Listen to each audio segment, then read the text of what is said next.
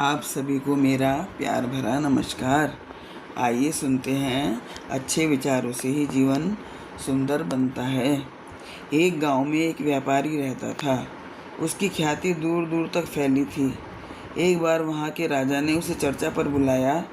काफ़ी देर चर्चा के बाद राजा ने कहा, महाशय, आप बहुत बड़े सेठ हैं, इतना बड़ा कारोबार है आपका, और आपका लड़का इतना मूर्ख क्यों है?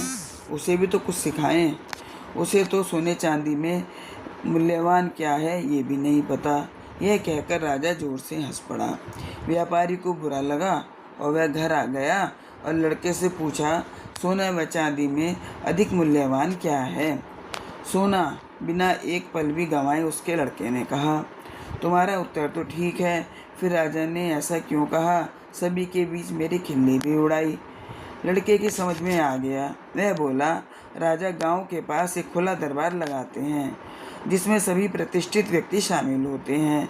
यह दरबार मेरे स्कूल जाने के मार्ग में ही पड़ता है। मुझे देखते ही बुलवा लेते हैं। अपने एक हाथ में सोने का और दूसरे हाथ में चांदी का सिक्का रखकर जो अधिक मूल्यवान है वह लेने को कहते हैं, और मैं चांदी का सिक्का ले लेता हूँ। सभी ठहाका लगाकर हंसते हैं और मज़ा लेते हैं।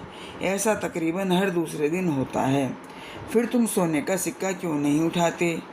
चार लोगों के बीच में अपनी फजीयत क्यों कराते हो, और साथ में मेरी भी? लड़का हंसा। वह हाथ पकड़कर पिता को अंदर ले गया और कपाट में से एक पेटी निकालकर दिखाई जो चांदी के सिक्कों से भरी हुई थी। यह देख व्यापारी हतप्रभ रह गया। लड़का बोला, जिस दिन मैंने सोने का सिक्का उठा लिया उस दिन से यह खेल बंद हो जाएगा, और वो मुझे मूर्ख समझकर मजा लेते हैं तो लेने दें। यदि मैं बुद्धिमान दिखाऊंगा तो कुछ नहीं मिलेगा।